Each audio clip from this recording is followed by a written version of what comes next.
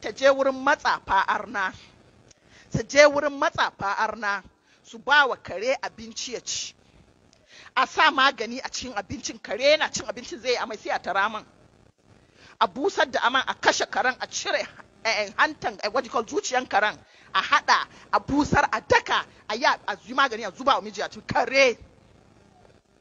Matar musulma ta ɗebi hailarta, ta yi rubutu, a yi rubutu a allo, a wanke, a yi da zoɓo, a bashi ci.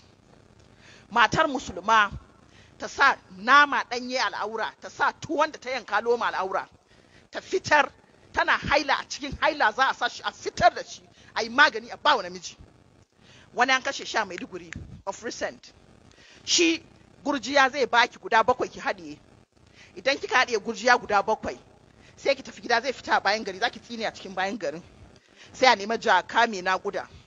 In aka samu jaka mai naƙuda tana aihuwa, sai a cire mahaifar, sai a haɗa da wannan gurjiyan cikin kashin, da shi ake yin magani a bawa maza su ci.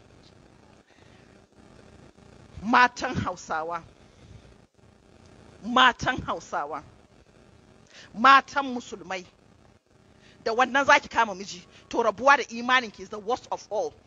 Wallahi muna hall din nan, balil insana ala nafsihi basira, kowace ta san kanta.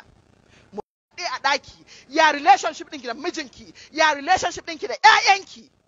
Ask yourself, wani irin cuta kika masa?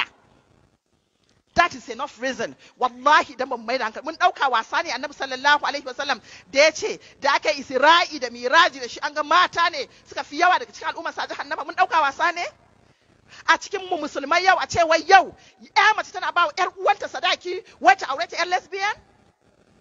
Tun da kike a tarihin duniya, tun zamanin annaba, kin taba ganin an yi auren jinsi da jinsi? Mun taba gani? Amma zamanin nan ana yi. Matar aure ki zama ƴar maɗigo, kina cutan mijinki. I had a confession, wani yayi confession ɗin to me.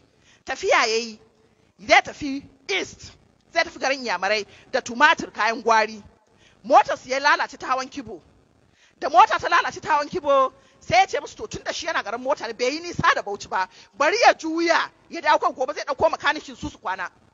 Gobe zai dauko kan makanikin da ya saba da motar, kawai za su dawo. Ya ja mota, yana ɗakin uwar gidan shi. Yana zuwa shiga ɗakin uwar gida bai ganta ba.